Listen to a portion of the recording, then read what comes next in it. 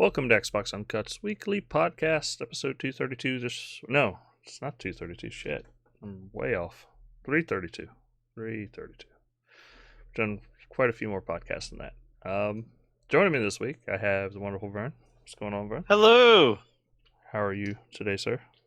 I'm good. I found out how you actually get the name Dick from Richard. Okay, we will discuss that in just a moment. When Okay. speak to our personal. It's no good transition from that. Will, Hey, do you know any dicks? I mean, Richards. Yes, I do. Well, it's much like the way you get the name Bill from William. William becomes Will. Will becomes Bill. I don't know why, but it became like a thing, you know. And then Richard became Rick, and Rick becomes Dick. So that's how the nickname is formed. Interesting, right? We get right into the Batman discussion. Dick is a great Robin. Okay, I don't know where I was going with that, but yeah, Dick. Well, no, I would imagine you get Bob from Robin, maybe. Oh no, but Dick was one of the Robins. Oh, okay. Dick I Grayson. don't know DC stuff. I'm not a DC fanboy like you, Dustin. I know. Will can appreciate the Dick. Okay. How dare you, sir? Sounds like a show title.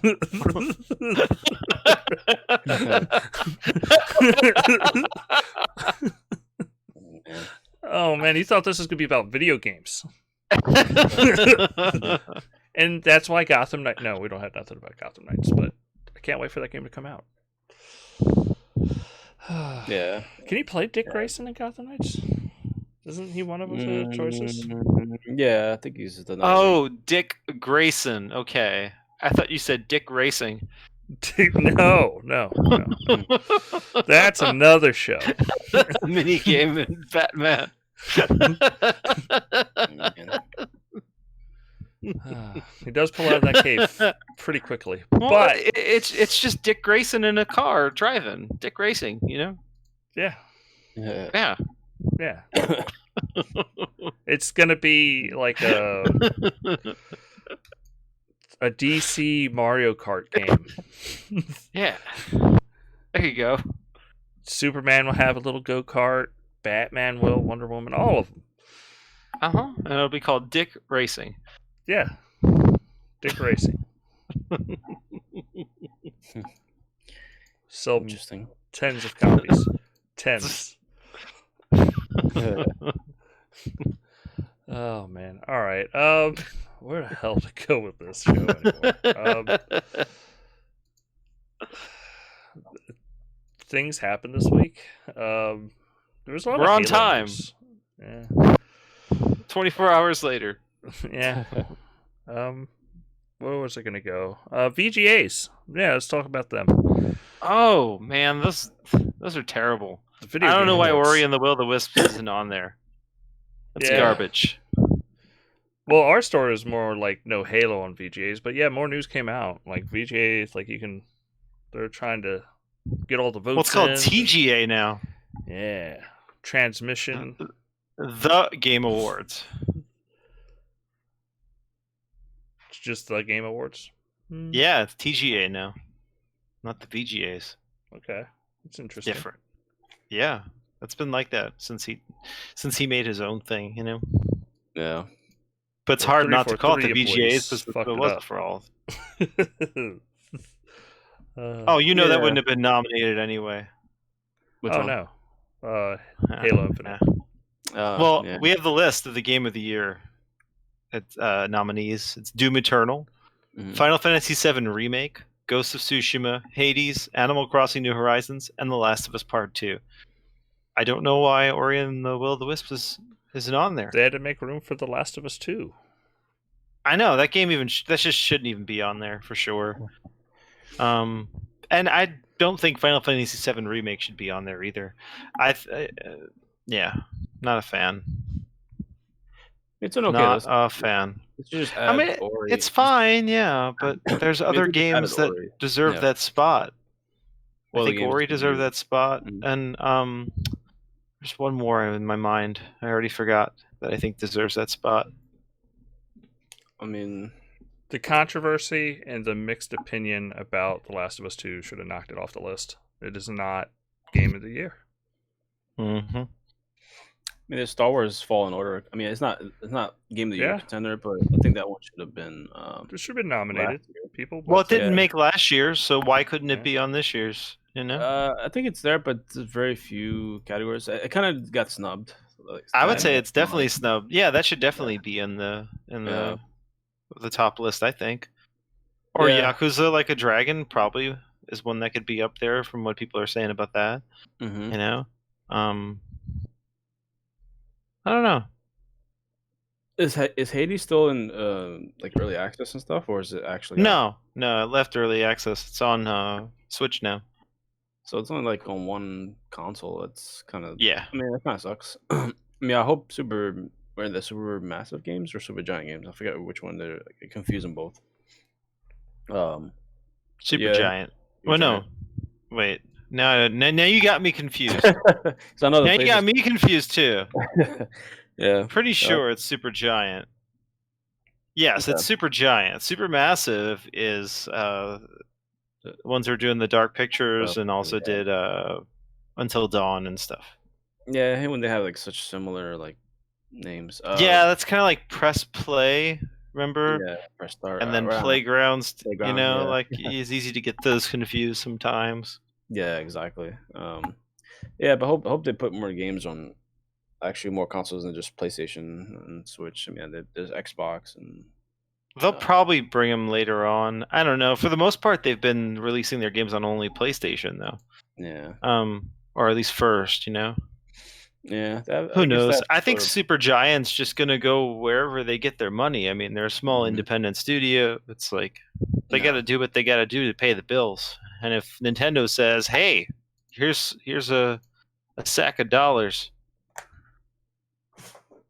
yeah, they'll take it. I have some sort of problem with Xbox though. I think because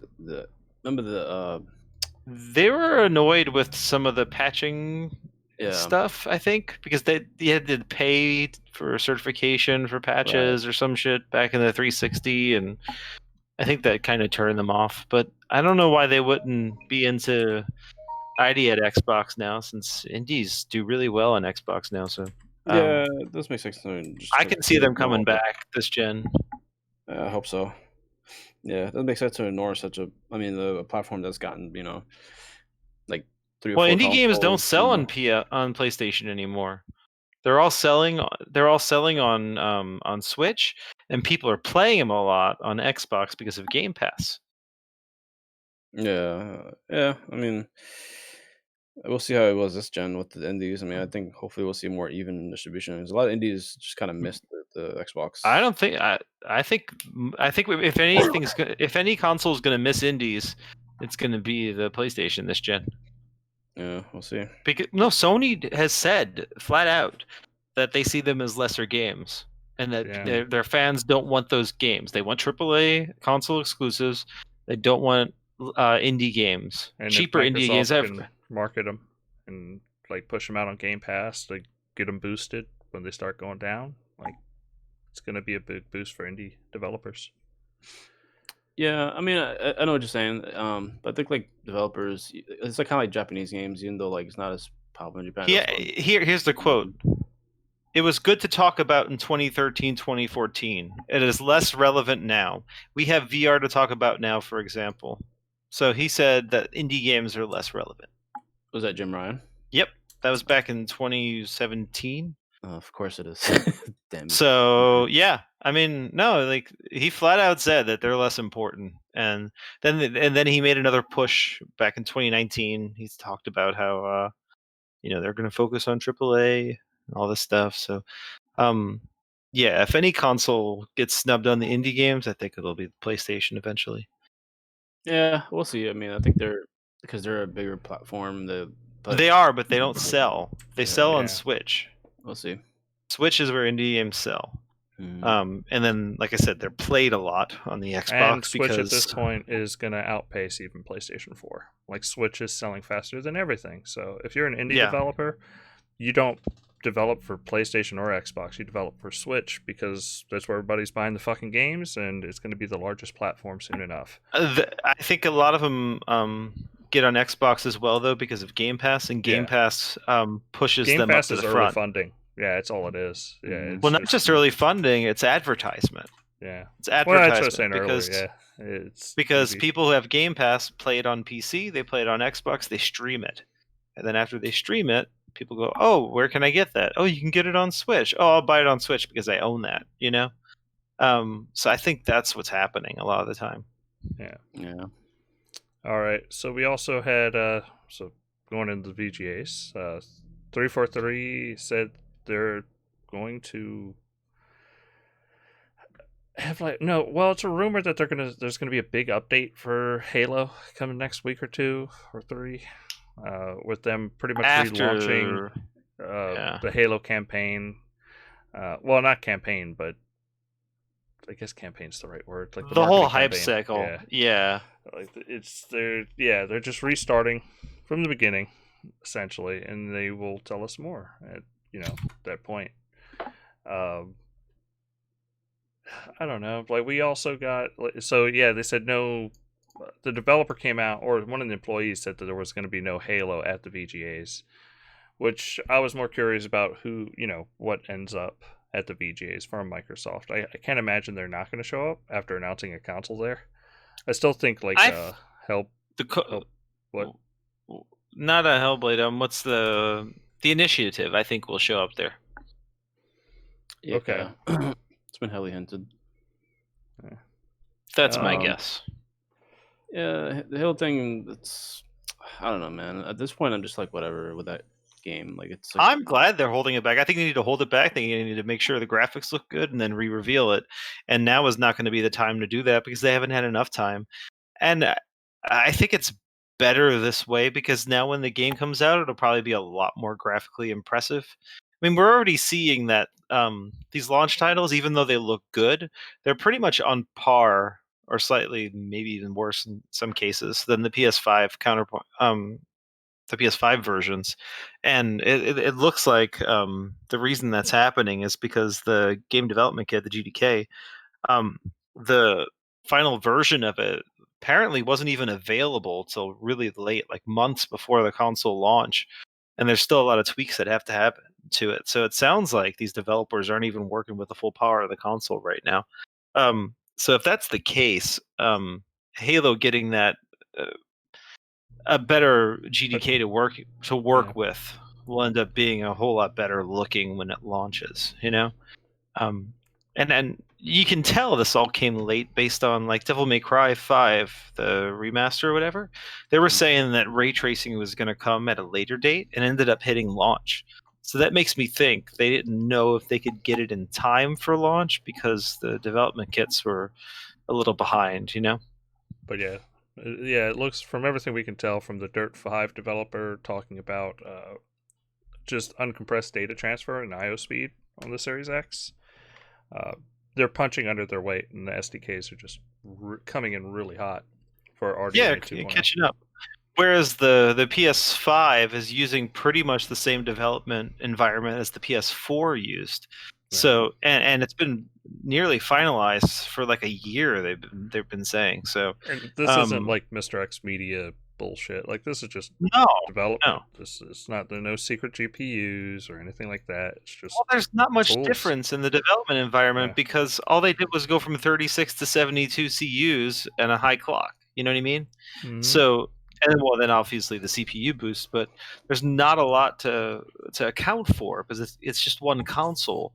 With the GDK, they have to account for the Xbox One, the Xbox One X, the Xbox One S, the Series X, the Series S, and PC, and Windows 10. So they're using development kits that go across all of that stuff. So some developers are fine with that, like say like CD Projekt Red. They're probably like, oh, that's normal for us. We're PC developers. We can handle this. We're fine. Now, some other developers are going to be like, holy shit, this is a big, task. It's a lot to take on, so it's going to take them a little bit more time to figure out how these development kits work and to make the most out of it. Yeah, I mean the Halo thing. I'm just I don't know. Just the way they've handled the whole thing. It's been kind of very They handled disappointing. it the best way they could. No, I'm just talking about like just the Halo Infinite. Like I would have been nice to have it at launch, but hopefully have like all the. Hopefully when it does come out, it has all Oh, the absolutely. But as features. far as like them handling what Yeah, I don't happened think they could have after done the anything initial else. reveal is the best way they possibly could have. They I mean, whether or not you like it, they made a scapegoat with what's his name? Shit, I can't think of his name right now. Was it Brian? No, Chris something, right? Not Chris Lee. Chris Lee. Yeah. Yeah. I mean, they got rid of him, and they decided to delay the game. So they're doing what they need to do. Yeah, I know. It's just like if the 343 definitely has a lot of problems. if this is Well, so yeah, much but that's not on, news. Everyone knows so, that. Yeah, So it's harping just, on it isn't going to make a difference. You know what I mean? Yeah. All we And it's got to do is frustrating, though. It's hope just, they. I mean, yeah, you, I you guess. hope you want if you got a new console, you want like like a lot of good games. It's just kind of just like speaking about the overall like their management of like studios. I mean, they've done a pretty good It's job. not with, like, hurting their sales. but it's because like the console is just a hot item. So it's Exactly. So I that's just why hope- it was the right move. If That's there's exactly any why. time that you can take this blow, it's at launch. I mean, because yeah. you're going to sell out. But, And what yeah. happens, like when let's say they do launch in April, because now it is being hinted at that it's going to be earlier rather than later, if they're redoing this whole marketing. So if it is going to launch sooner than later, it's going to start launching when consoles are available versus launching when, hey, you want to play the new Halo? Well, hope you got a 1X, because we stopped selling that and we stopped selling the 1S, and the Series S and Series X are out of stock. Like, it's kind of preferable that they launch it during a window where it matters. Absolutely, because they're saying they're not even going to be able to meet console demands until what, April? April Is the talk? Yeah. That sounds like a perfect time to get Halo out the door. By the way, I had this news ordered so differently. It's hilarious. I'm sorry. No. I brought it up. It's not you. Yeah. But that's a perfect time to get Halo out the door because, okay, so you're starting to catch up with demand, and then, what do we need to keep sales moving? Oh, guess what? We got Halo. Halo will push it for a while. We're starting to, oh my God, what are we going to do now to keep these sales moving? Starfield, Yeah. So I think they're in a pretty good situation when it comes to And lineup. to be honest, because I don't care who you Halo. are. Like, you can have Spider-Man Miles Morales, and people are still going to be talking about fucking Call of Duty. They're going to be talking about every multiplat. The holiday season kind of got owned by third parties now. I honestly think most first-party games should come out in 8. And this isn't like saying that Microsoft had a great launch, but they should come out later. Just because Call of Duty owns fucking the holiday. Like, it destroys. But I don't know. There's just so much to play. Like, Cyberpunk's about to destroy everything else when it comes to single-player games in December. Just not a good time to launch a game this time of year. Especially if it's going to be console exclusive. Even though Infinite would have came out on PC, Xbox, and streaming services, I guess. Like, it just, I don't know. Yeah. What else? So, yeah, we hinted at it, but they're saying they expect... Microsoft expects Xbox Series X and S supply shortages to continue until April of 2021. I mean, it sounds like a typical launch to me. Yeah, like, I didn't think that was irregular. Just made worse by the situation right now, so it just like makes it. What situation? I mean, honestly, that sounds. I imagine you talked about COVID. Yeah. Think. Oh, okay. Yeah. But yeah, so console shortages. We did get some 6-day sales numbers out of Japan for Series X and S, which they sold 21,000 units in 6 days. Man, But they're that's doing, like lotteries over units. Isn't that like over a fifth of what they sold for the entire Xbox One generation? So it's not bad, right? Yeah. It's a decent start, you know. Yeah. They were. I forgot. Somebody was like, in a matter of months, it's possible for Microsoft to leapfrog everything they've ever sold in Japan. So, but yeah, both Xbox and PlayStation are doing very well in Japan. I don't know what Sony sold, but I know the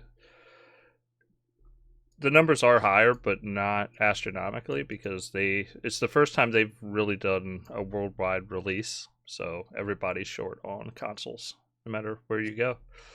Because usually they would stock up for a region like Japan and then release it one time, then you get astronomical numbers. But yeah, what were you gonna say, Will? Yeah, I'm glad they did a more widespread launch so that more countries get more units and more people can get their console. I mean, I know it's less in the U.S. I guess because they spread it out more. But if you get your console, that's good. You know, I prefer if somebody in Japan gets like a Japanese customer get their Xbox and I get mine for now. You know, just to spread out the love. You know. Yeah. Talking about love. Yeah, I mean, plus I've seen a few people retweet. Well, I retweeted some Japanese fans actually open up the Xbox and be happy with it. There's actually a small little following out there of Japanese folks who do like Xbox, like the Gears of War stuff and Western content. You know, it's not just strictly limited to just Japanese content that they're interested in. Dating simulators, huh? Yeah, that's what you're telling me. Yes. All dating simulators all the time. That's what Microsoft needs. That's the developer they should buy next. Who do you want them to buy? Whoever designs dating simulators. Yeah, it'd be a good way to get Japan. Yeah. Yeah. Good they should just buy PC Sega players. Yeah, Sega would be just buy Sega, and then just go all in on Sakura Wars. You know. Sega fixes a lot of problems. I was gonna say Halo 4 has released on PC. I don't know if y'all. Yeah. Yeah. So the only thing left, I believe, is Halo 5. Yeah, I'm sure that's gonna happen at some point. It won't come to Master Collection lightly, though. No. I'm curious if it would, though, because that would be a good way of putting it in there. Like, add another like $10 add-on, like they did, and then just toss in Master or 5. They'll probably do to release it the same way. Like this is its own game, I guess, because that's its own multiplayer. If you release it on Master Chief Collection on PC, and then you'd also release it in Master Chief Collection on Xbox for another $5 or whatever, $10, and that way you only have 2 versions of Halo Infinite and the Master Chief Collection that has everything else. Yeah, but how would you integrate the multiplayer though? Just like you integrated the multiplayer to all the other Halos, you would just fucking break it down and just have it in there. It'd probably be such a headache, though. Yeah, a little iffy on that one, man. They barely just said, I don't know. It puts it all in one place. That way they don't have to fuck with it. It's just one app versus 3 apps. I don't know. It's a possibility. I'd like to see it happen. Yeah. But they added the 120 FPS updates too, which is cool. Yeah, like playing original Halo at 120 is fucking awesome. I don't know if anybody else got it. Well, I don't know if Vern tried it. I didn't get to try it yet. I downloaded the update. I just didn't try it yet on the other TV. So. I mean, it's 120, so it's ultra smooth, and you're just like, man, like this is how I should have played Halo all along. Yeah. That's how 120 is in general. Like when you actually do play it and then go back, 60 suddenly looks like 30. It's so bizarre. I don't think I'd say it looks like 30. I feel like 60 looks good. 120 is where you want to be, and 30 is just like, I guess. Yeah, but you can see the flames. You can see the frames like flipping. You know what I mean? You can see that when you go back to 60 after 120. It's so bizarre. I really noticed it when playing Borderlands. Interesting. Yeah, I mean, I don't have a 120 TV to take advantage of that anytime soon, but I'd imagine like at 60 it looks very smooth. I don't know if it downsamples at all, but because it's There's frames. not really a downsampling effect at all that you'll see because of No. with how frame rate works. What would happen and what does happen is responsiveness goes up. Yeah. Because instead of being at what is it like on I think 30 frames per second is 33 frames per second, or 33. How does it work? I'm gonna have to look it up, but yeah, just you get down to like 8. It's not a frame. It's like It's like 8 refreshes. milliseconds, right? Yeah, per update, and then that way it just keeps getting lower and lower down to 8. Well, I think it's 8, and then it's just when you like look to the left, it instantly goes to the left just because of how fast it is. Yeah, it's just always updating controller response time. Yeah, I mean, I think I heard it still has some screen tearing, but I think if you have like, if I have those TVs, I like fix that. But otherwise, I mean, I like to try it though with the update on like the, because I just want like a smoother, less screen tearing. Because I know the first one, on Xbox One X has screen tearing, which is kind of annoying. Yeah, because anything that's doing 120 is going to give you VRR at this point, and it's just anything like that's going to be fixed.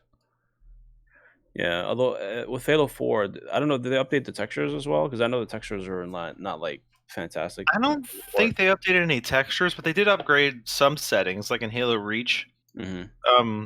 It's like got the PC Ultra settings now, or something like that. Yeah, like draw distance and stuff like that. Mm-hmm. Yeah, LODs as well. Yeah, so I know the PC version probably looks great, but like that, I noticed like when you see up close in Halo 4, like the Chief's armor kind of looks slightly off. It's not like quite as high res. I mean, it's old 360 textures, so yeah, it's but the other ones like the I don't know, for some reason like held up better. I don't know. I have to look at them again because it's probably more geometry and less textures. That's been one of the big that things. and Halo 2 Anniversary is an Xbox One game and not a 360 game. Yeah, it's a brand new like remaster, remake, whatever. Actually, remake, yeah. But it still holds up really nicely. I mean, the graphics are like still like the transition between 4 and 5 is. Oh, that's somewhere that it improved too. The Halo 2 on the Series S and X has a lot of improvements as far as resolution is concerned. Because it's a variable resolution on the Xbox One X that drops down all the way to 1440p, I believe. Oh, At 1800p or something. Yeah. And then on the Series X, it drops. The lowest it drops is 1800p, and it maxes out at 4K now. Oh yeah, so it's because that game is running 2 engines at once or something like that, which is why it's so tough to run, because it allows you to switch back and forth. Yeah, although I always wish they did like a 3 remake. I feel like that's a missed opportunity. I mean, 3 still looks good, but like the character models are like, so I'm not sure it's worth it though. I don't know. I guess they could hire someone to do it, but it's not gonna improve sales in any way. You know what I mean? No, I mean, but back then, like when they needed at least like one more like kind of remake to kind of, I don't know, like I feel like they needed one more like remake just kind of pad out some of the game lineup at some point. Because there was a year where there weren't too many things going on. I think like 2017. Well, what games do you want to see remade? No, I was just talking about in terms of just Halo 3. Like, I think there would have been a good opportunity. Like in 2017, there would have been a good time to like remake that and have that out. Because then there wasn't much going on until 2017 for Xbox, or 2018 would have been cool. But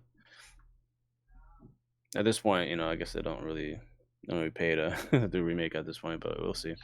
Yeah, there's not much of a need one. I guess they could do a texture pack someday or something. That might be nice. Yeah, that'd be cool.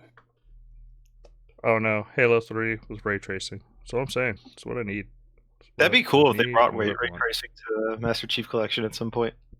Yeah. All right. Let's get into the biggest misquote of the week.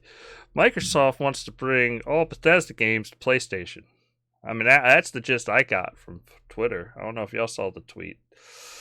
Yeah, they're all coming, just later. They're just all coming later. So what was actually said, what we do in the long run is we don't have intentions of just pulling all of the Bethesda content out of Sony and Nintendo otherwise. But what we want is we want that content in the long run to be either first or better or best or picked your differentiated experience on our platforms. We want Bethesda content to show up as best as on our platforms.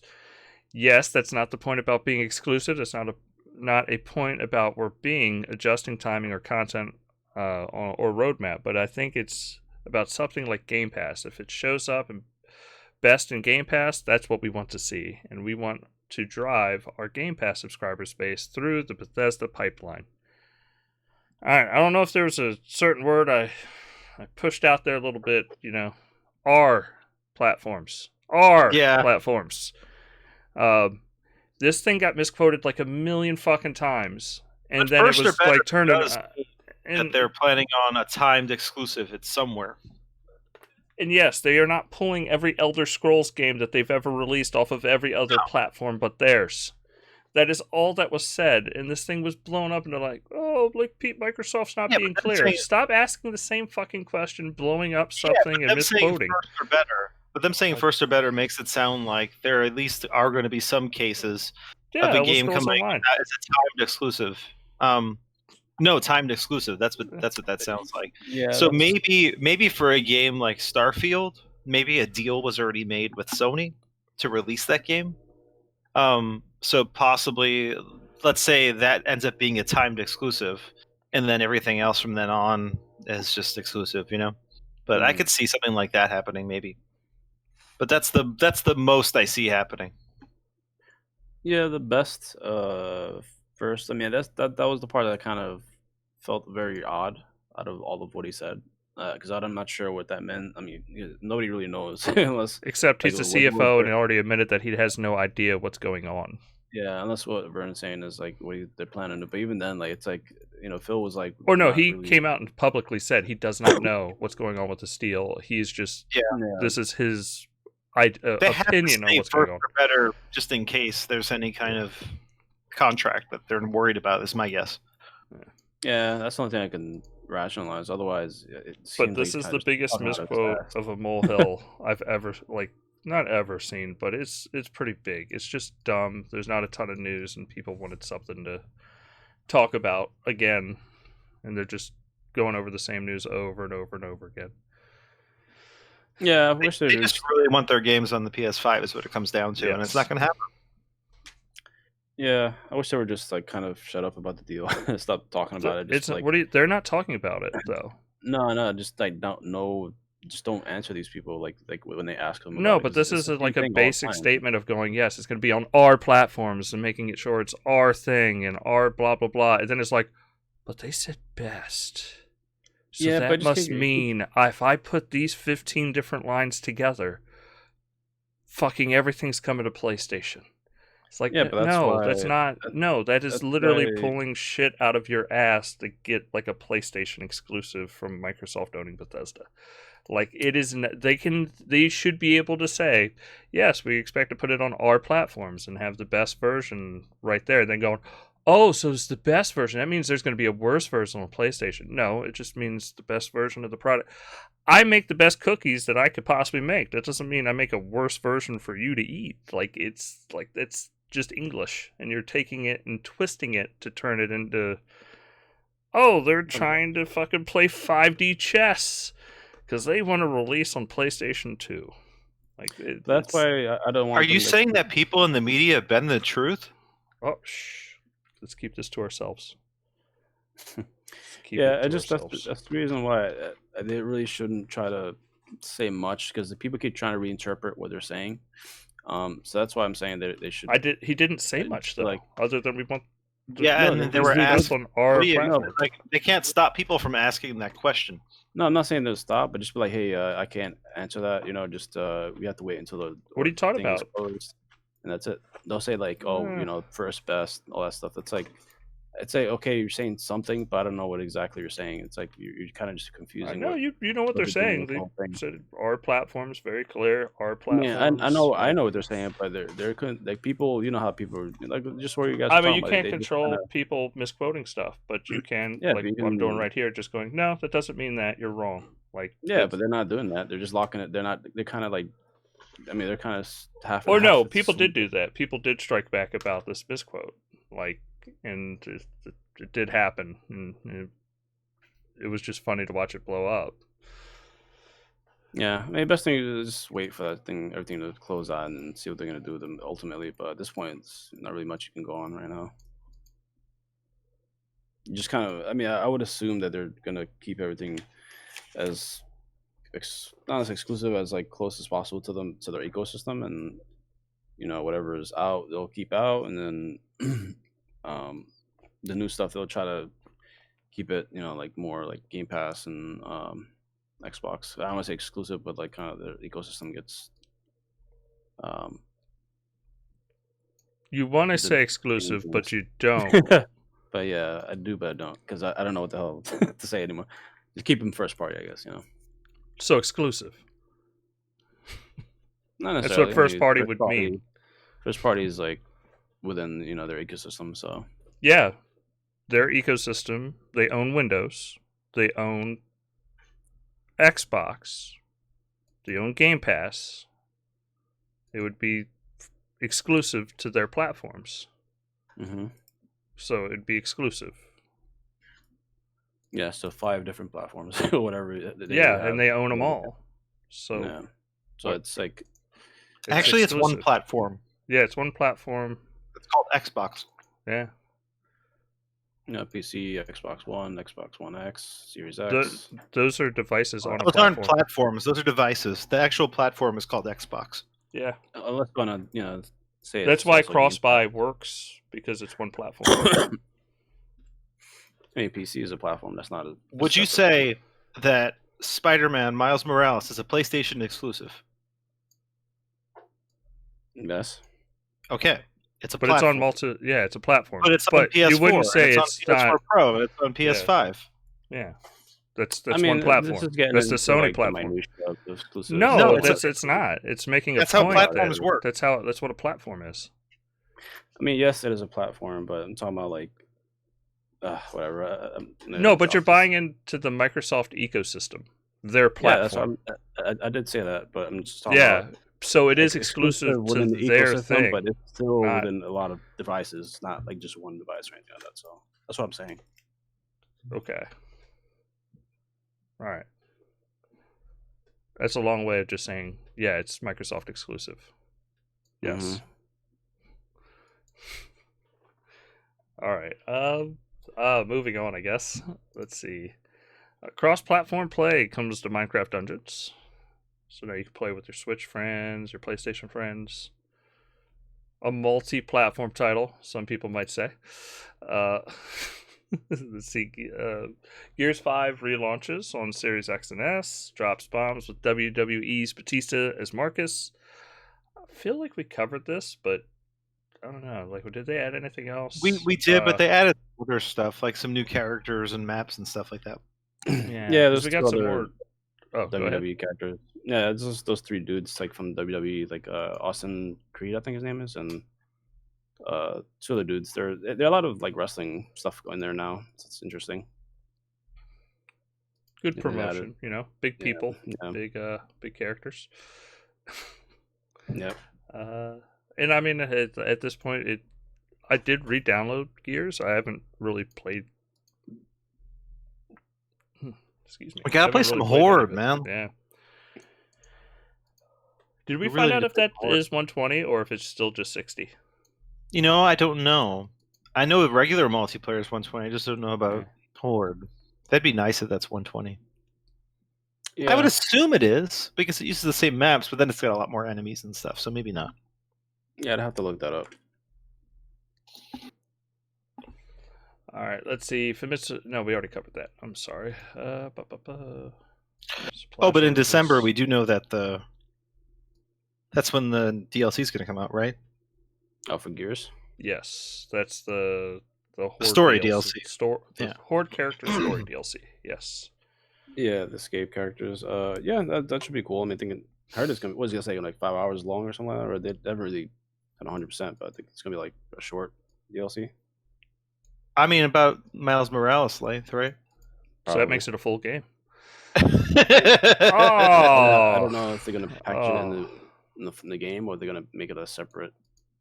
Yeah, they haven't announced whether or not they're gonna charge for it. I'm sure they'll put it in the Game Pass, though. You know. Yeah, I mean, I'm sure they'll charge for it. I'm just not sure. Like, yeah, like we don't know if it's gonna be a part of like the full game, like as a separate. Like, I don't know, like its own like. I don't know. At this point, I think they'd make it free just to pump more life into it. Oh, I for feel Game Pass? like, well, not just for Game Pass. Well, I guess you would charge for it to make it. Yeah, I think they'll charge for it during the Game Pass, yeah. and it'll be part of the Gears 5 like front end and everything. I can't imagine they'd make it a separate thing. No, it's not going to be Miles Morales. It'll be part of Gears 5. We also got some footage of Cyberpunk 2077 running on a 1X and a Series X. But the video is in 1080p and 30 frames per second, even though it says it's 4K. Like when you go to click on the link, it says 4K. And then when you start, it's running in 1080p. It's really annoying. I wanted to see how it would look, you know? Yeah. There's another video that they released today, too, but I think that was running on PC. I'm not sure. It looked pretty good. Like, it looked really too good. Yeah, the stuff today was on PC. Yeah, so I figured that would be the case. All the previews are coming out for the game, too, now. And it's going to be awesome, y'all. It's going to be so good. I was surprised how the traffic looked. I thought it was going to be more sparse, but it actually looks like driving around looks cool. Like, I was worried it was going to be more sterile than it ended up looking, especially on like 1X and everything. So yeah, I'm stoked. I can't wait to play. December 10th. It's gonna be awesome. Yeah, what's neat about it too, from the previews, they're saying that you actually have to seek out combat. It's definitely a role-playing game first and foremost. You know, like they say, it's kind of like, you know how in GTA you're not constantly getting in fights unless you choose to. You know, when you go from point A to point B to start a mission, you don't need to fight. That's what they're saying Cyberpunk's like, you know? So that's kind of nice to hear. Yeah. Like, you can kind of take it at your own pace, not get in fights, and just play the game the way you want to play it. Like a role-playing game should be, you know? So that's got me pretty excited. I mean, I don't mind, like, every now and then, like, something happens, making the world... Oh, yeah. I don't want to, like, I think Witcher did a fair job. Is like, you can usually get around without running into something, but every now and then something would occur on your path, and it's just like, oh shit, I guess I'm going to be doing this storyline for a while, and it's even just a side. Oh, yeah. And there's like gangs and gang warfare and stuff like that, so if you see and criminals and stuff, so you can go ahead and like somebody has a broken tire on the side of the road, you just, you know, just like Witcher, you might not want to stop. Just might want to keep on heading down the street. Yeah, I don't know. Yeah, I mean, they haven't detailed what the settings are for next gen consoles though, so I'm curious about that. Like, want to see if they have like a performance mode or that's not going to have the patch yet. The patch isn't until next year. Next year. Yeah. Do you guys think they'll have like a 30 with ray tracing and then like a 60 a performance mode, or they'll just do? I would hope they do performance mode, but that kind of game, I don't know. They may not do it at all. Yeah. I mean, they did with The Witcher, so I mean, I don't know. That's true. Yeah, I'm curious to see what they actually do with it. I hope they hit 60 because there's so much shooting in it. Like, that's what I'd like to see on like Series X and PS5. Yeah, the game's definitely gonna max out. Even if it does just like some basic ray tracing stuff or something, that'd be cool. But hit 60. Yeah, kind of like how Call of Duty looks really good. Yeah, man, it's definitely gonna destroy like PCs, like with all the stuff turned on, like ray tracing. Oh yeah, yes, it's gonna look amazing, but still, like, damn. Yeah, maybe like they'll do like a performance dynamic resolution with like, I don't know. Maybe they'll have some form of ray tracing. That's gonna be a tall order, but curious to see what the improvements are. Yeah, but it's not until next year. You know? Mhm. Yeah, I mean, this was otherwise- just like, hey, this is an SS. You know, we can. Which It'll just honestly run is a good faster. thing. Yeah. If this GDK really is kind of behind, you know, Mhm. that means it'll be a lot better because Oh of yeah, waiting until next year. yeah. It just sucks for it now because like you see stupid shit like people with console warring over like the PS4 version, maybe PS5 version being a little bit better, but you know, it's on Xbox. It's really only in one game. Well, Yeah, two okay. games technically. Assassin's Creed's got some frame tearing, you know, Mhm. and then Observer doesn't have like ray tracing or something like that, or didn't have it right at launch. Maybe they patched it in just recently, I think. But Yeah. outside of that, it's been pretty much parity across the board. Like even these videos of Call of Duty Cold War that are showing the PS5 running better, that one video that everyone's pointing to, the PS5 has the latest version of the patch and the Xbox doesn't. So Yeah. the more recent ones are showing that they're pretty much the same. And then with Devil May Cry, the Xbox is better in some modes and the PS5 is better in other modes. kind But of for a the mess. most part, they're close, you know? Yeah. It seems to be just Assassin's Creed that's like the real outlier. And I'm guessing they'll probably patch that soon. Because it's not V-synced, which is kind of stupid. Yeah, that's weird. Like, I mean, I wouldn't expect that to stay that way. I mean, considering like how long like these content stuff is for that game, because they still have that. Well, yeah, they'll keep releasing all the DLC and stuff like that, so we'll see improvements as it goes. I'm sure. For sure. Like, the VSync thing that you think the other thing I have to add to that because it's not a thing that it's usually. I mean, I haven't even seen that with AC games before this. Like Origins is no nose tearing from what I've seen. Odyssey doesn't have that. I don't think so. So I guess because it's still kind of a new, fresh game, so still more stuff to do with that and COVID situation. But yeah, I think all the games will still catch up with the patches and they'll look pretty. Well, it's SDKs at this point. I mean, Right. Microsoft came in hot, and that's all. Yeah, Should pay off in the biting long me in run. the ass a little bit, but Well, yeah, they waited. It will pay off eventually, hopefully. I'm not even hopefully. It's going to pay off within the next 6 months, probably. Yeah. Although I wish like Digital Foundry and these places kind of did updated like face-offs to see how they like They the do, latest like on certain games, form. like it, but I don't know. I think they're, for the most part, all their stuff has been super fair. Like there was I don't know. I put a picture of a conversation in chat with John Linneman.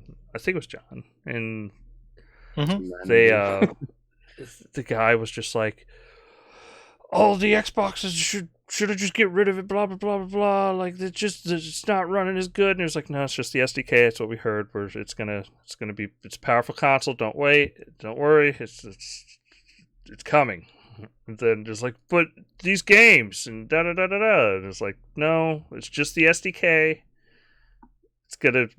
It'll show off, and it'll, once the SDK fucking people are used to using it, like. Yeah. Oh damn! Jim Ryan commented on Starfield. What did he say? Exclusivity. I asked him, so how do you feel about Microsoft offering to buy ZeniMax Bethesda? Is there a possibility that PlayStation gamers will not be able to play the next Elder Scrolls game or Starfield? And his response is, that's a decision that is out of our hands. We'll wait and see what happens. I look forward to learning about that. Yeah, fuck him with that, man. Don't give him that game. That's amazing. So if they're leaving them in the dark about that sounds like it's gonna be exclusive. Yeah, like don't give them that game. Man. They try to take Deathloop. So there's your next bit of news on that. Yeah, don't bend to their will. You got Deathloop, and then what's the other one? Ghostwire. Ghostwire. Tokyo Ghostwire, yeah. I'm exclusive. Fuck them, man. Don't put that shit there. I guess we could talk about this since we talked about performance. Infinity Ward quietly adds 120 frames per second mode to Call of Duty Warzone on Series X, but not the PS5. And we all learned that because that was backwards compatibility issues on PS5. It's going to happen with Rocket League as well. Yeah, so PS5, if it's running backwards compatibility mode, is locked at 60. while the Series X is not. So that's all it really is. If Mhm. they find a way of unlocking it, then I'm sure it'll run at I pretty don't much. think they can, because they have profiles to run PS4 Pro stuff on the PS5. Yeah. Yeah, probably won't. I mean, they'll have to update Warzone, and we were talking about this Which it the other will. day. They'll have to put Warzone on Cold War. Well, I don't know if they will because it's a different engine, right? They're doing two different engines, so we I might don't have know. to I wait think for I Warzone think 2.0. I think they're going to combine them soon. It sounds like it. It sounds like there's going to be cross progression and stuff for the Yeah. battle pass, because there's still like what, 5 more days or 4 or 5 more days for the current battle pass. Yeah. So my guess is when the next battle pass starts, then that'll cross over with Cold War, and then they'll remove Modern Warfare from the battle pass. We'll see. I really just don't know. But but like, I want to delete a Call of Duty off my system. yeah, I would like to as well, because I've already finished the campaign in Modern Warfare, so Yeah, I'd like to get rid of.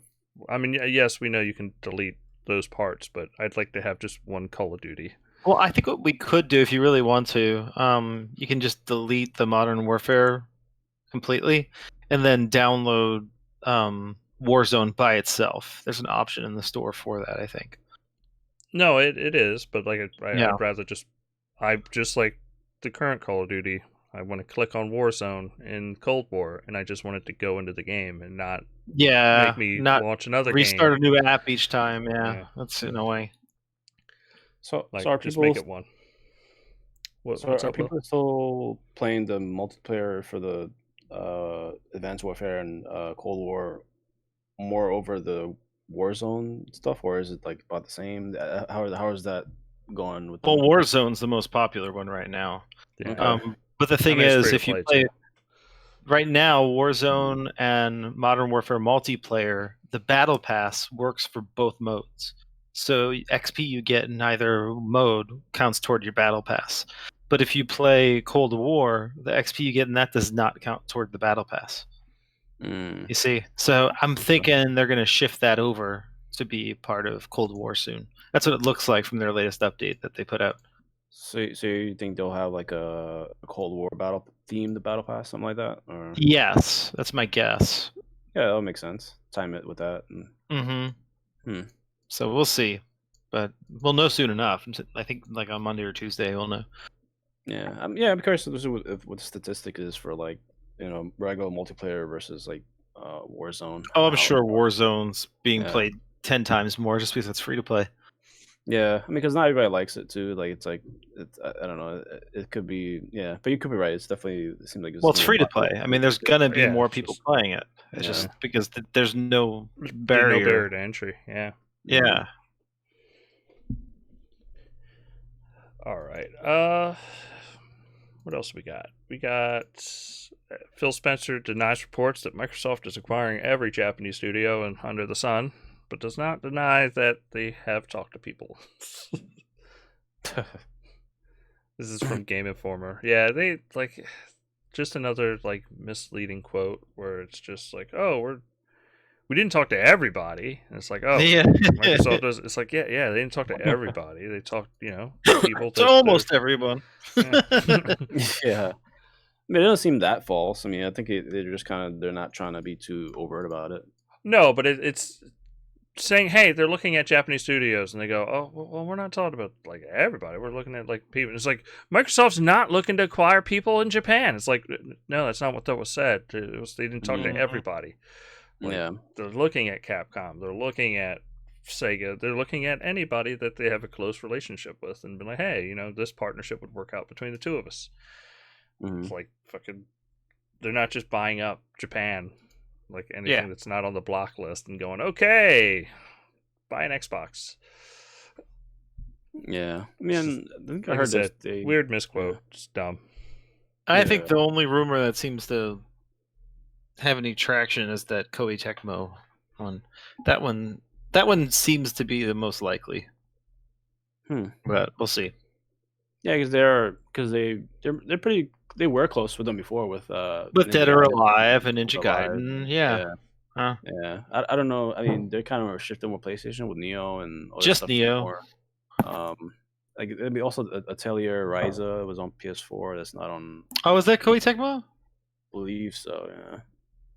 I didn't know Atelier that. series, I believe they are, but yeah. So I mean, I'm curious to see like maybe the DOA is like kind of. I'm sure that it's doing good, but it's not like the way it was before. So and Ninja Gaiden, they need to bring that back. Ah, so. yeah. Atelier Ryza was Koei Tecmo. Yeah, it'd be nice to I have it just on always thought of it as a Gust game as a developer. But I just didn't.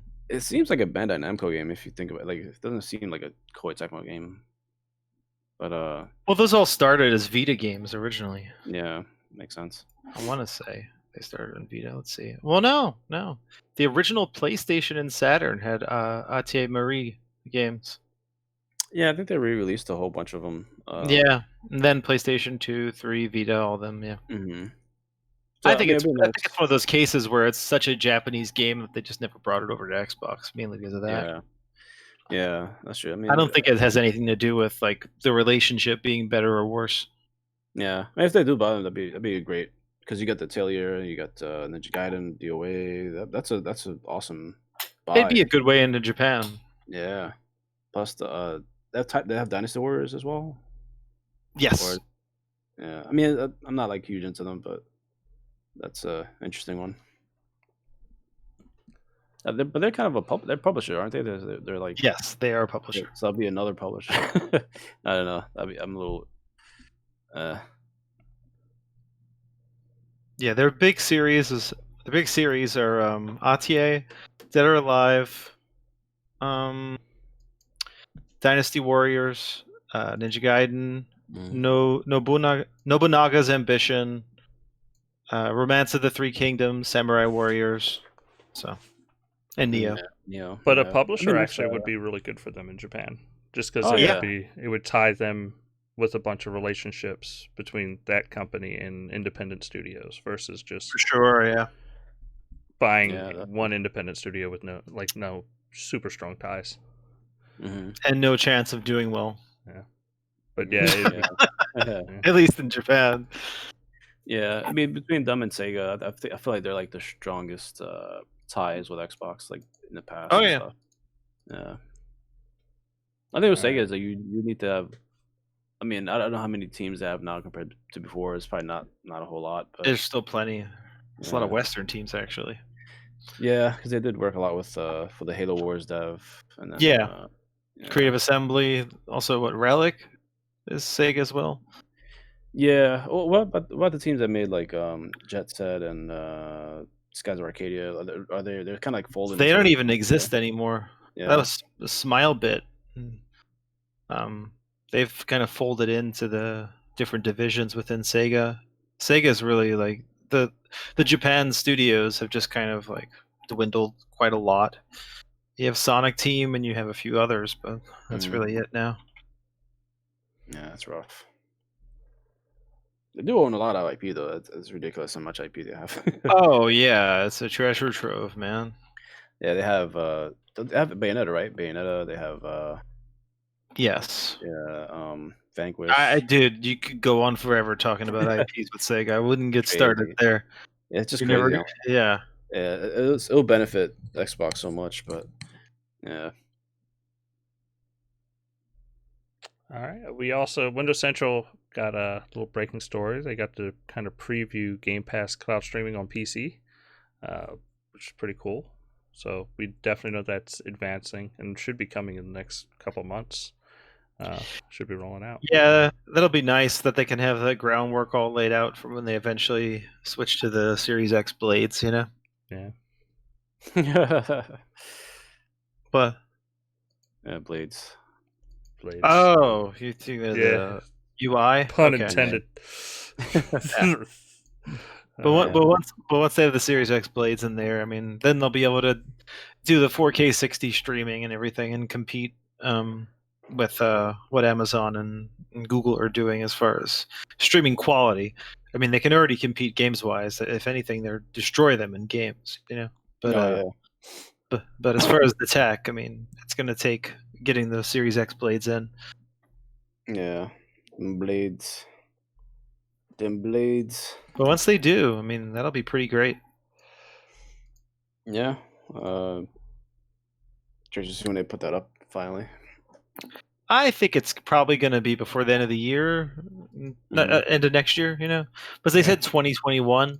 So my guess is they'll probably have that all set up before the next holiday season, so they can release a new piece of hardware, which will be like some kind of USB stick. Well, not USB, but HDMI stick. Yeah. The Xbox Series V.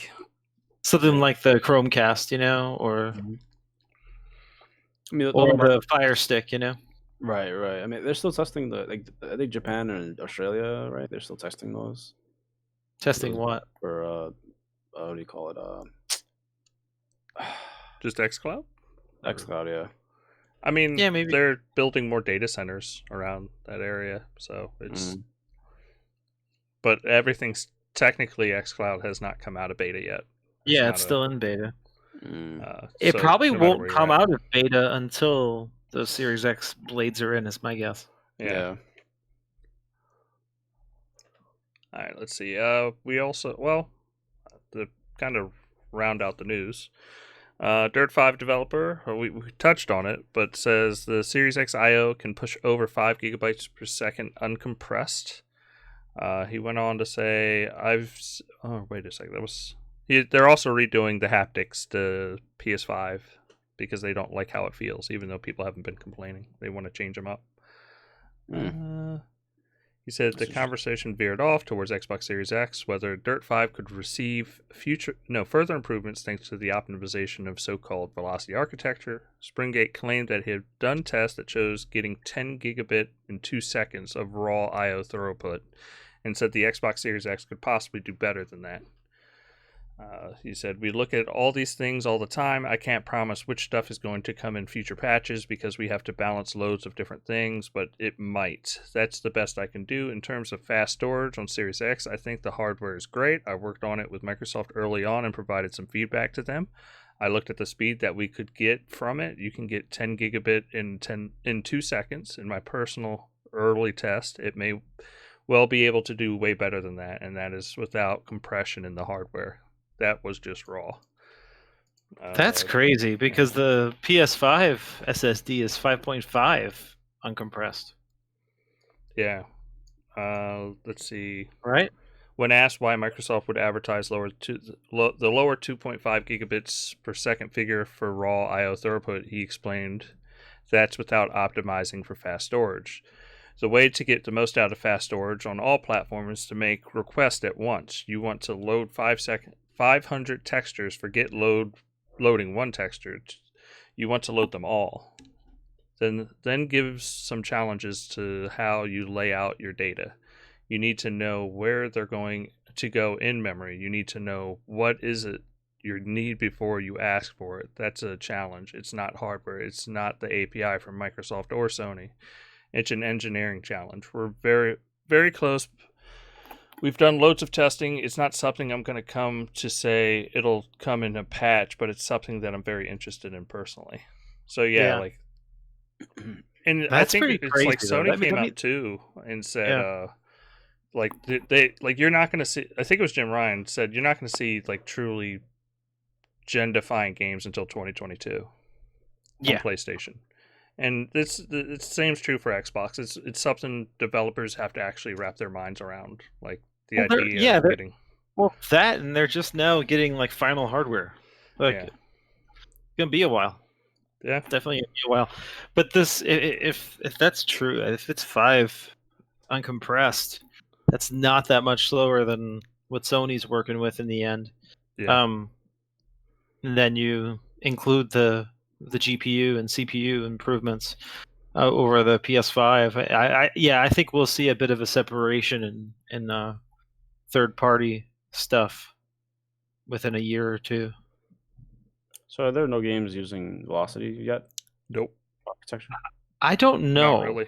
No, nobody's claimed to. Has that shown up anywhere in like the list for games? You know, they say like ray tracing, blah, blah, blah. Like, I don't know. I really don't know. I haven't seen anybody mention velocity architecture at all. Yeah, me neither.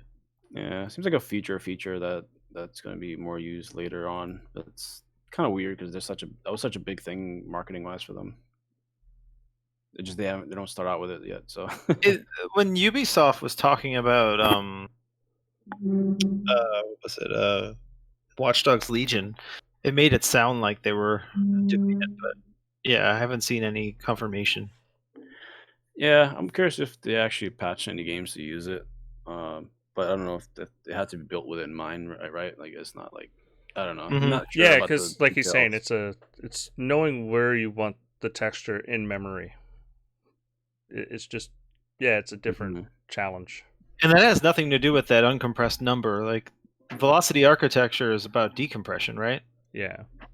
Well, no, it's about the whole thing. It's about like velocity is about to go, okay, you're at this point and you're going to need only half of this texture and you need this to come first before that, and being able to streamline the whole process. And that way the system can, instead of wasting bandwidth on sending you a gigabit texture, I can send you 400 megabytes of what you need, and then that way there's more bandwidth for other tasks. And that's one component of it, though. That's what I'm saying. It's a lot. There's 4 components of velocity architecture according to Microsoft. There's the custom NVMe SSD. There's the hardware accelerated decompression. The new direct storage API, and sampler feedback streaming. Yeah. And this is also not when they say 2.5, they're talking more like the sampler feedback streaming, right? Yeah. And I mean, they're also talking about how would you put it?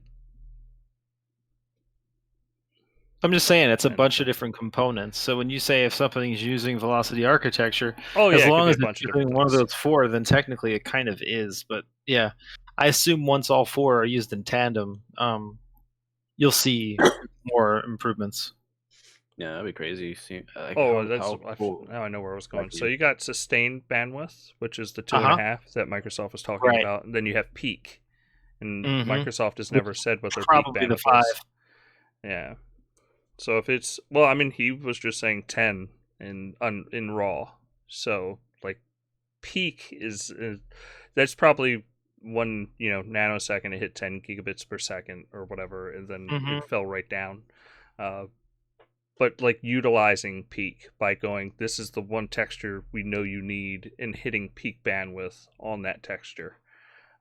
That's where you can get performance gains. Right. Well, sustained, you can be like, okay, we know all these others need to follow suit, and that's going to come a little All bit I know slower. is if you have a Series X or S right now, you're probably not complaining about load times. No. I'll just tell you that right now. I can't imagine anyone's complaining. It's fantastic. Yeah, and it's only it's only going to get better for both consoles. Well, for all 3 consoles coming up. Yeah. I mean, it seems like they're kind of just building out the traditional way still. They're not fully taking advantage of all the Well, they're not using it in gameplay. Design from a design standpoint. I think the fastest game I've seen load up is Miles Morales. Like out of everything. That's pretty cool. Yeah, it loads up insanely quickly. And I'm talking about a full world game, not Tetris. The Witcher 3 is nuts. Yeah, when you move that over when you move that over to the Series X, because it starts to load before the load screen, so you kind of see a glimpse of it. And then I wonder if they're gonna take that out for like the update, because then it's like no point of having that load screen then. Yeah, I don't know how they're gonna do it, but it's insanely fast as long as you're like jumping around in that particular like world you're in at a time. What's the game where you play the 2 worlds at the same time? I'm pretty sure they said they're using velocity. The medium. The medium. Yeah. Yeah. I think that's the only one that I remember. I know they're using it, and then I can't think of anybody else right now that like claimed to be using that tech. From the way Ubisoft was talking, it sounds like Watch Dogs Legion might be using it, but like I said, I can't confirm that. So. Yeah, man, it'd be cool if like you guys play Titanfall 2, right? Yeah. Remember the stage where he changes different dimensions and stuff? Mm-hmm. Oh, when you see a completely different world and time, you're like time leaping throughout the game. Yeah, that'd be awesome if they did that with Apex Legends, with like because you know how each map they modify it and looks different. It'd be cool if they had like a mode where you could just switch between the different types of maps. That would be amazing. It would be really cool, but you wouldn't be able to do it on PC. That's the only. That would be what limits it. Yeah. Well, I mean, the Medium's coming out on PC now, though.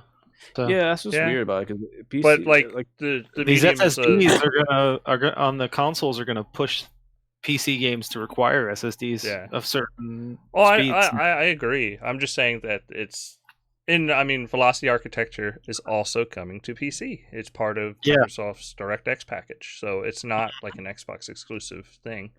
But Apex is designed to be selling you battle passes and being the broadest approach and requiring SSDs. Honestly, at this point, I don't think is as big of a deal, but it is going to be.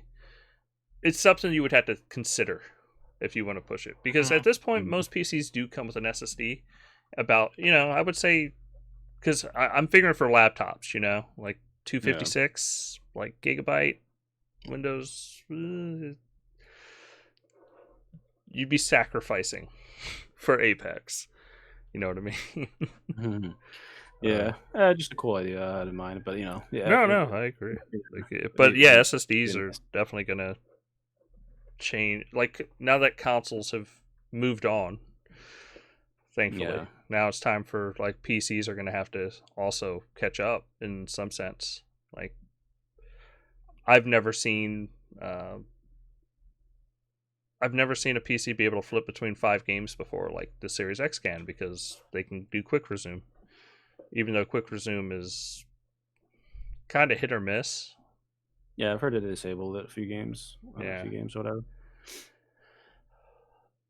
I just wish there was a way, like if you backed out of a game, if the top right, it just said, hey, not quick resumed, or something just to annotate it so this was quick. Maybe it was just like, hey, this was quick resumed. Like they could just send filed or something. And that way you can go back to it without because right now it's kind of a guessing game. It's really cool when it works though. Like I was sitting there jumping between Tetris and I think it was wasn't watched. Maybe I was trying to do Assassin's Creed and then it would just go back to the main screen, which isn't a huge deal, but because it loads so quickly. But it was one of those like, man, if Quick Resume was here and I was waiting for this COD match because we were trying to get Tetris Effect to work with 3 people, which seems like it's a little buggy. Oh, that sucks. Yeah. But, okay. That's it for news. I guess I kind of wanted to get in. We didn't really talk about it last week because we didn't have them yet, but PlayStation 5 experiences. So I know I got mine. I know Vern has his. Will, you're still fighting the good fight? Yes, I only got the One X and the PS4 Pro, so I kind of want to get a PS5 just to get, because I've seen a lot of good BC updates to the PS4 games. So like on the Pro, like I've seen God of War recently. Even like if you're playing like unpatched the disc version, it's 4K 60. It's it's what do you call it? Checkerboard, but it still looks fucking amazing. Like man. Like I hope they patch that one. That'd be nice. All I have to do is unlock the frame rate on the PS5 version. That'd be pretty simple. Yeah, it seems like a simple, I don't know, say toggle, but it seems like a simple. It would be literally a toggle, probably. It'd probably be a single line of code. Did you guys see also Last Guardian at 60? That looks amazing. Same thing, but it's only on the disc version. The ones that you don't need the disc version are that they unlock 60 are games like Ghost of Tsushima, Days Gone. I don't remember which other ones, but Killzone. Yeah, Killzone 60. Unlocked, and the Infamous games, Infamous and Second Son, and Infamous was the First Light or whatever. Those are both 60s. Yeah, I thought they were like 30. Nah, they had unlocked frame rates. So. Oh, that's interesting. Yeah, you guys are lucky. I would try all those games out. That's amazing. I already played them, so. Yeah, but not with like all these performance games. That's like fucking crazy. Yeah, but I don't usually replay story games, I'd like God of War to happen because I never did finish God of War. But I'm like halfway through that. I have so much games in the backlog. Dude, I don't get the love for that game. I gotta say, it's the same experience I had with Halo Reach, Like I play it and I play it for maybe an hour or two, and then I stop and I don't touch it for a year, and then I start it again. We enjoyed Halo Reach. That the second time through, yeah. But my first experience with Halo Reach, it took me like 5 years to finish that game. The reason it worked, I believe, is just because of the co-op play. Yeah. Of just like, okay, we can bullshit around. Like I'm going to pay attention to the story, but they're still bullshitting. Yeah, definitely. Man, I wish Reach had like a co-op with like similar to 5, where you could play the different Spartans instead of just like a separate. Like, it feels like a missed opportunity, but I guess because of the limitations at the time, you know. Like you could play as Carter. Well, that's one of the like complaints about Halo 5 for people, honestly. Yeah, they all want to be Chief. Yeah, all the time. So, you know. I mean, 5 was really fun on 4-player. I think it was playing with Dustin, Jason. Oh yeah, I love Halo 5. You're preaching to the choir about that. I'm not a hater at all of Halo 5. I love it. Yeah. Well, gameplay wise, yes. I like the story too.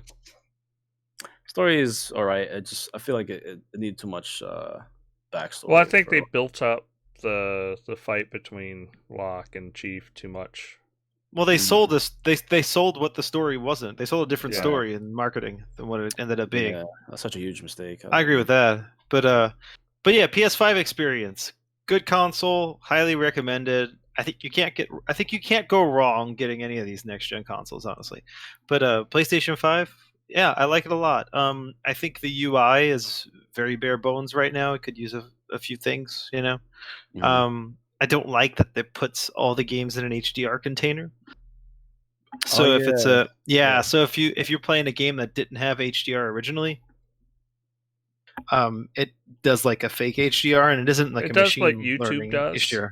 It does. It just and there's Netflix. Like a basic, there's a basic like path of if it's this color, it's that, and then it just doesn't look very well. So it provides this like ugly, washed out quality. So you have to go into your settings and turn the HDR off whenever you want to play a game that didn't have HDR originally, and unless you're just okay with it. I see why they did it. It stops handshakes from happening. It keeps the UI in HDR in all the games. So I see why they did it. I was a big person about like hating the fact that Microsoft didn't do something similar, but I will say the handshakes on the Series X are very fast. I haven't had issues. Yeah, they're fast enough where you're not really paying attention to it. Like it's and I haven't had any hangups. Like on my Xbox One X, maybe once every week or so, my TV would get caught in a handshake, and I'd have to unplug it and plug it back in to get it to work again.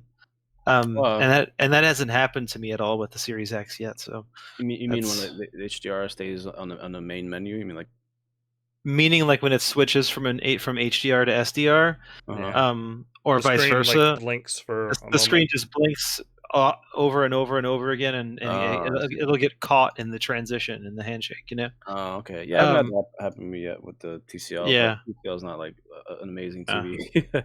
But I haven't had that issue with the Series X. I never had it with the PS4 Pro, and I haven't had it with the PS5. But and then besides that, the fact that you can't add storage right now is kind of a bummer, because it's a very small amount of space you have in the first place. Download times are great on the PS5 finally, so that's pretty exciting, you know. It's also weird how games have PS4 and PS5 versions under the same umbrella, essentially. So you have to select which version you're going to download in this kind of weird spot.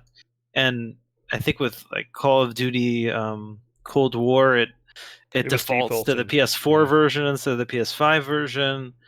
That's kind of bizarre. There's no folders. It doesn't. The library doesn't remember when you alphabetize it, so it keeps going back to most recently played. So you have to go into the little menu and filter it every time, and things like that. You can't hide games like betas and stuff like you used to be able to. So you're crowded with all that stuff. There's just a bunch of things that were on the PS4 Pro and PS4 that aren't available in the PS5 UI yet. So I think in about a year it'll probably be full featured like it's supposed to be, but it's going to be a little while till it is. So it feels like I'm beta testing on the PS5, whereas on the Series X, since it's the same UI with all the features, it feels complete, you know. Yeah, I think people will be like maybe changing their mind about wanting the new UI because they like you said, like the features aren't all there, so it's like cool in the sense that it looks new, so it it's feels nice. like a new console, and the controller feels new, and I get that. It does feel like more like a new generation rather than a PC upgrade in the way that the Series X feels when you move from the One X to the Series X. I'll put it But this way: for people that don't own PCs, there's a moment with anybody with a graphics card when you load that new $1,500 3090, and then you go to your Steam library and you see indie games. that's and all it's just like that. Welcome. Yeah, yeah. But that shine that you get from that new console experience, it wears off very quickly, and then immediately you're like, oh, I kind of wish I had my whole UI with my old options and just little things like closing a game. You used to be able to push the button in and it would go to the main screen, and then you just hover over it, press start, and close it. Now you have to push the button in, go down to the little mini menu, pick the home option, then go to the game and close it. So there's like all these extra steps and shortcuts they're just missing, with the PS5 UI. So it can be kind of frustrating in that sense. But all that said, it is a great console. It's performing very well as long as you don't put it in rest mode. Yes, apparently there is a bug where if you put it in rest mode with certain games running, you can brick your console right now. So be careful about that. But I haven't had that issue yet because I always close every game. I also have not had that issue. Yeah. I think they had a firmware update recently, right? For that. Yeah, it's just like they had an 860 megabyte. Well, but they did not say what it did other than system performance. So we don't know if it fixed that or exactly what they did.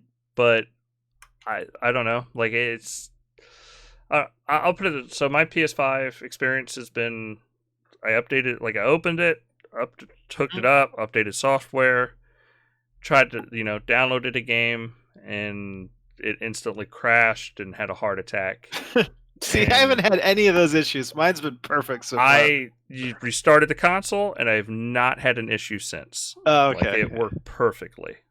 But that very first load, like, it fucking had a heart attack. It did not know what the fuck to do.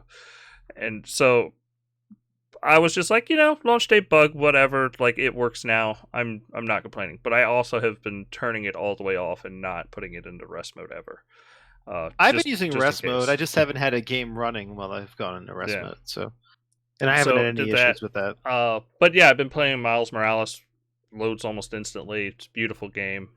I will say, every time I see somebody take a screenshot on Twitter, I'm like, what the fuck's wrong with you? That's an ugly screenshot. There's so many better screenshots you could take of that game.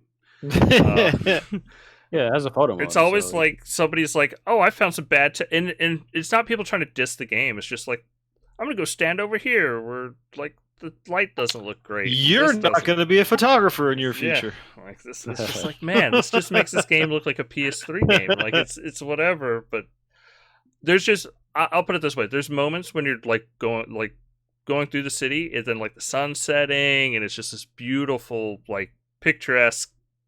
That's when you take your shot. Like that's you hit the little button. And it was, I got a couple shots like that, and I'm like, man, this is beautiful. Those are easy for shots. Yeah. Are you playing in performance mode or the ray tracing 30 frames? Ray tracing. Yeah. Yeah, I will. It looks better. I would have done performance because that looks so much smoother. It's like, but yeah, I know. But ray tracing looks so good in that game compared to performance. At least from the videos I've seen.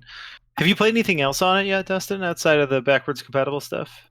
I mean, Miles Morales isn't backwards compatible, but that's all. Besides that, I mean, I played that, and I loaded up. Well, you know what? I didn't. Did you play Bugsnax? No, I claimed it, but I didn't play it. I will say, what I absolutely hated and like was bashing my head against the wall about is trying to download save games from fucking PlayStation Plus.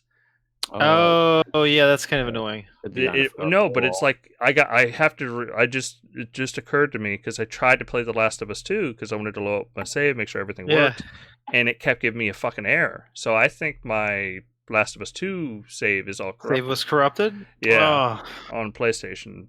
network or whatever the fuck it is. So yeah, that hasn't happened maybe to it was me a yet. launch day thing, and it just was being overloaded, so I got to try it again.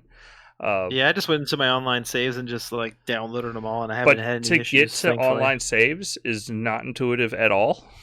No, not at all. It is fucking like that is another UI thing where you're just bashing your head against the wall. That whole menu, yeah, the whole settings menu, it's confusing why they put things in certain places. And part of it is just you get used to a certain UI, so we got used to the PS4 one. So if they're gonna move stuff, at least like tell us, you know. I mean, people always bash like Xbox for, oh, I don't get it. It's like, I understand, you got to get used to a new UI. I still think the guide button's way more intuitive, and they did a lot of good things with the new PlayStation UI. I like how their guide button works for the most part. You can't hold it down to get the power down menu, though. I know, it sucks. Yeah, that's so you have to annoying. hold it, and then you have to hit left on the D-pad like twice. What? Oh, yeah. You have to press it and then go to the side all the way to the right, huh? Yeah, for the power menu. Yeah. That's so annoying. So annoying. It's just simple little things. Yeah, like really. I've had a great time with that. I've been playing Demon Souls and Bugsnax. Bugsnax is actually pretty awesome. It's a good PS Plus game, I would say, for sure. Worth checking out if you got a PS5, obviously. It's kind of a collect-a-thon game. You're this dude who goes to this island, and there's all these like bugs that look like snacks, like hot dogs and hamburgers and candy and all this stuff. It's hilarious. And then you have to collect them, and the way you collect them is using traps, but you have to get them in a state of being to where they can be collected, like subdued in some way, so you have to use like environmental things and other enemies to get them into that state and then capture them. So it's got some cool little puzzle elements, and it runs well. The voiceovers are good, the graphics, the art, and everything. It's very appealing. I think it's a nice game. And then the other game I've been playing is Demon Souls, which if you've played a Souls game, you know what you're getting into.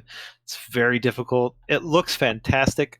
Definitely if you play it, just play it in the performance mode. You don't lose much graphics other than resolution. It's running at 1440p 60 instead of 4K 60.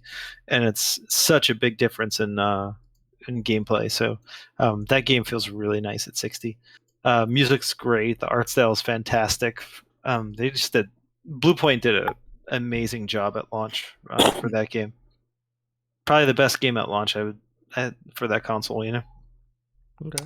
Yeah, that's what I was wishing. Like Xbox had games like that and like Miles. They have a nice like showcase. You got Yakuza, sir. Yakuza. That's true, man. You can't play a good version of Yakuza on PS5 right now. Can't play the Falconeer. Can't play Gears Tactics. Can't play Gears Tactics. Yeah. Gears Tactics, by the way, is pretty awesome, man. And what I played of it, I like a lot. So I have to choose a game to stick with. That's my problem right now. I've been kind of jumping around playing everything. I did finally finish the campaign in Modern Warfare, the latest one. Liked it a lot. Really fun. And then outside of that, I've been just playing, I guess since we're talking about what we've been playing, I've been playing a ton of Dirt 5. That's been the game that's just been having me come back constantly. I love it. I don't know what that guy was smoking, because Dirt 5 looks so good in the high resolution mode. It runs at a pretty solid 60 from what I've encountered so far. And it looks next gen as hell. Like, it looks really, really, really good, especially in the ice levels at nighttime when all the lights are reflecting off the ice and everything, and the fireworks are going off, and the snow effects, and the rain effects, and the wind, and the dust, and like, it looks next gen for sure. And it feels great at 120 if you have a 120 television as well. But I highly recommend that game. If you have a PS5 or an Xbox Series X or S or any next-gen console, pick that game up if you like racing games, because it's the perfect game to play to show off your fancy graphics in your new console and just have a great time racing. I haven't played it online yet, so I don't know what kind of performance that is, but just from what I've played so far, I'm in love with the game. It's fantastic. Does it still have screen tearing, or do they? No, not at all. Okay, that's good. I know earlier versions. I think they had like an earlier dev build that was. Well, yeah, it was pre-release. Yeah. Yeah, that's good then. Game's in great shape. It looks fantastic though. What's pretty cool is you remember how in Drive Club they made a big deal about the weather changing as you play and all that stuff. Mm-hmm. It's the same development team pretty much that made Drive Club that's making that made Dirt 5. They're just at Codemasters now, and they're incorporating that kind of thing into the game. So the first lap may be in like sunset, weather's great. Second lap starts getting a little darker. The rain starts coming in, and then by the last lap, the third lap, it's completely like pitch black, and there's a huge like weather storm going on, So so it's like it's really neat the way the races transition from beginning to end. So that it's kind of like they tell like a whole like story as you're playing the race, and they do such a great job with that. And I haven't played a game that makes it feel that way. It's great. It makes me wonder why that guy, the Cherno, the developer that makes like. Don't follow that guy. He just wants clicks. Jesus. He just wants clicks, and he just wanted a game to make fun of Xbox for, which is so ridiculous. Because that game's on PS5 too.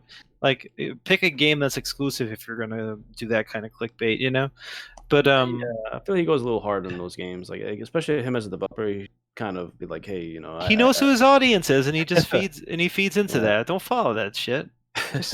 No, it's better just not to even look at that stuff. That's stupid. Yeah. That's stupid. I mean, Just these are games that bullshit. people spend, anywhere from 2 to 5 years developing, blood, sweat, and tears. When you play a video game, you're playing, artwork that's been made by 100, 200, up to 1,000 developers over the course of 2 to 5 years. And they're putting serious hours into the development of these games. So before you go and talk trash about a game, I mean, I know it's all in good fun sometimes, but like really being harsh, think about the effort Digital that Foundry goes had into to come it. out and say, give Dirt 5 a chance because they think it looks great. Like, Yeah. because of his video. Like, he started the shitstorm around that game. So stupid. But that game it looks so good. It looks so good. Yeah, it looks better than anything else that I've played on Series X so far. So how's it compared to Horizon 4? Is it 4? It's hard to compare them. I mean, Horizon 4 is an open world game, which also looks clean as hell and looks great. It's one of the best games to showcase. Like, absolutely, but it's beautiful. You're not gonna. But the weather effects and time of day stuff, and I guess the artwork in general, I would say, is not as good as. It's more realistic rather than crazy fun arcade like Dirt 5 is. So it's hard to compare them. I mean, they're both very valid as being great looking games. I think Dirt 5 just looks a bit more impressive since it's a track racer. It's easier to look that way, It's kind of like comparing Demon's Souls to Miles Morales.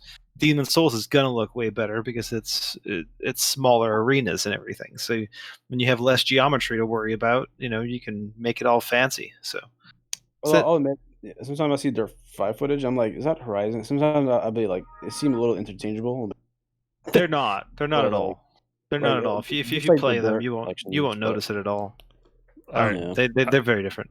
I got some news. It's totally fanboy bullshit news, and the only people that would actually notice or care are probably Vern and Jason. So the PS5 is locked at 32 gigabits per second for its output for HDMI. Well, the Xbox is at 4K. Yeah, so that means you cannot get true 4K subsampling. Right now. Right now. Yeah. On the PS5. Yeah, that's something in a firmware update So, they can adjust from what I'm hearing. Yeah, so from what I'm hearing, the hardware is fully capable of 40 gigabits per second. But right now, it just won't work. But right now, but I assume once they get the variable refresh rate stuff going on the PS5, they'll probably fix that. I will be honest with everybody.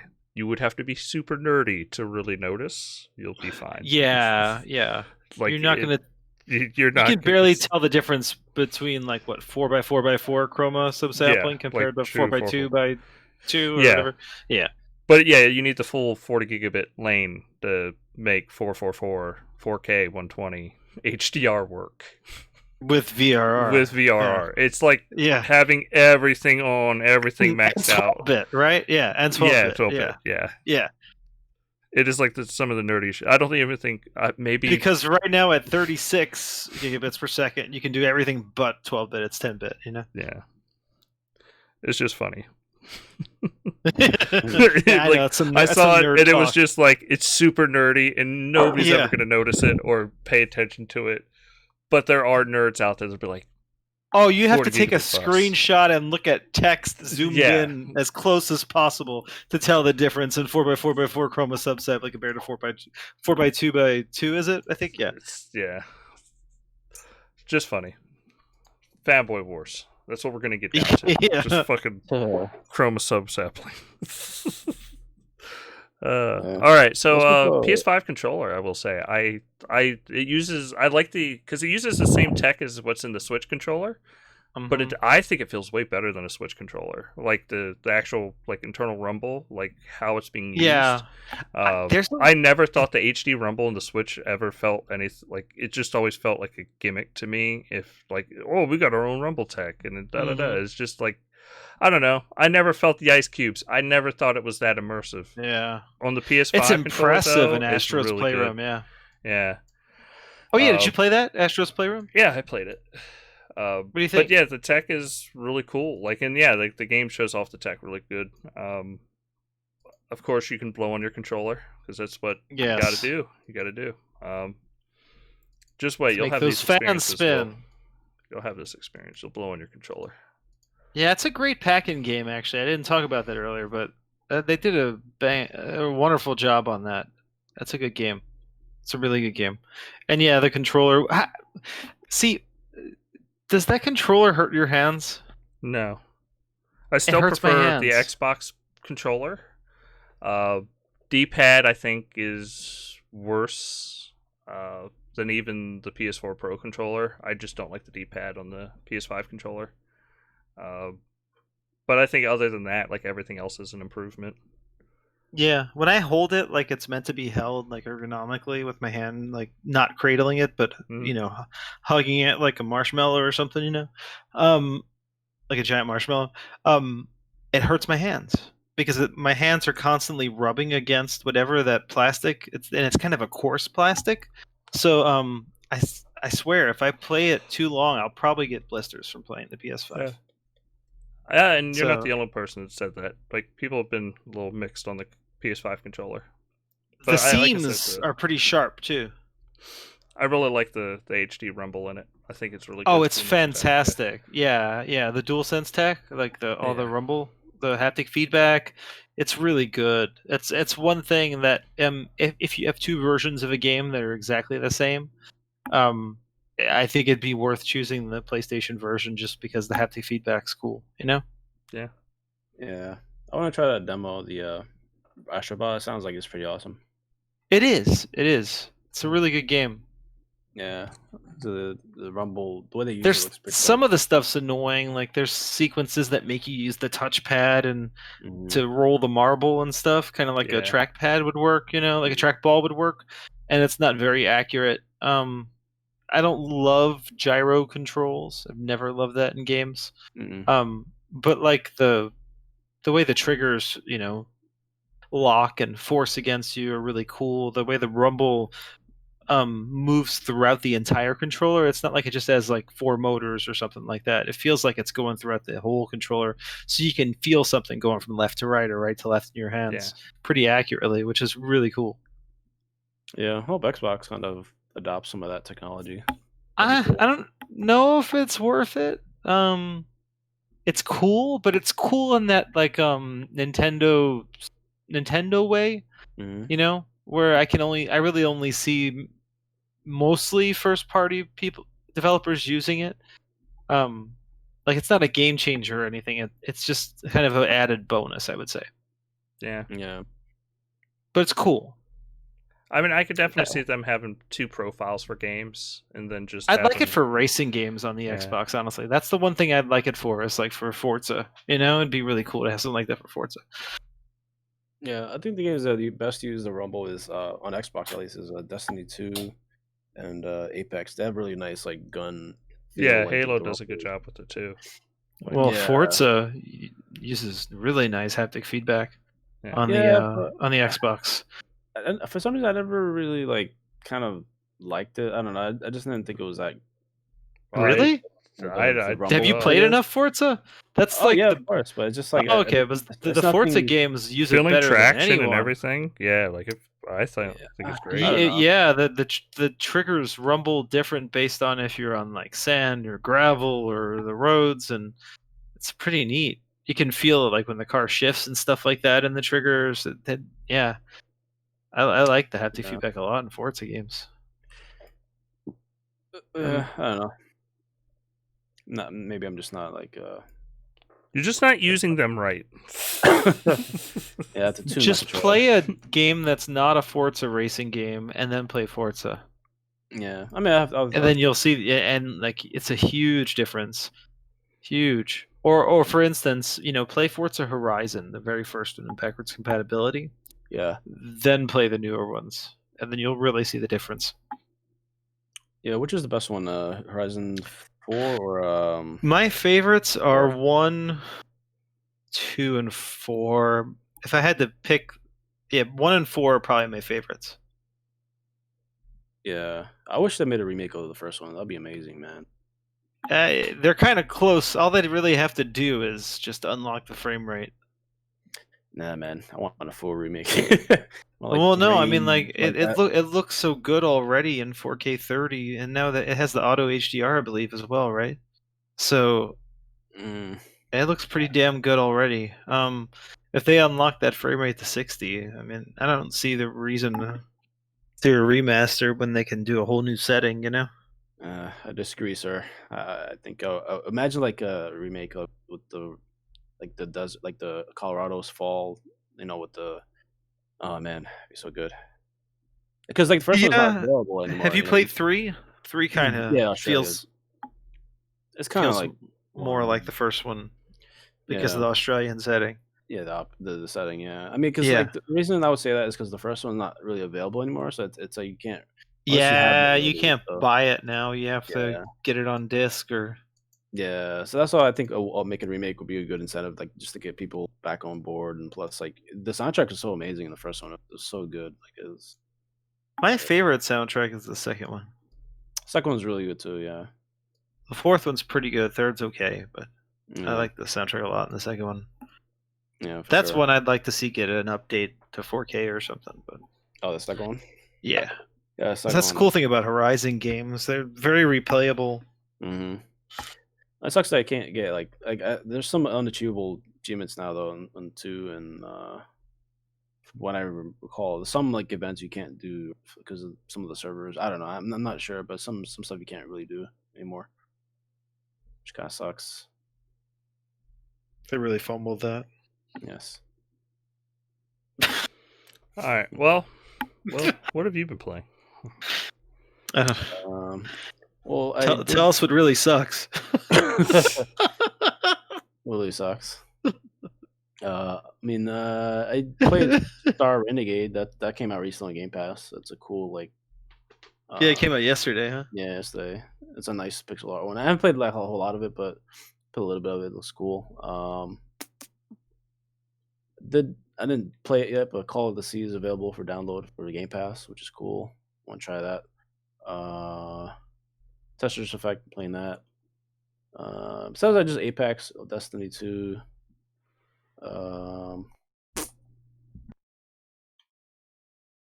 And yeah, that's pretty much it. I haven't been doing like a great deal of different games, but yeah, it's just those main games.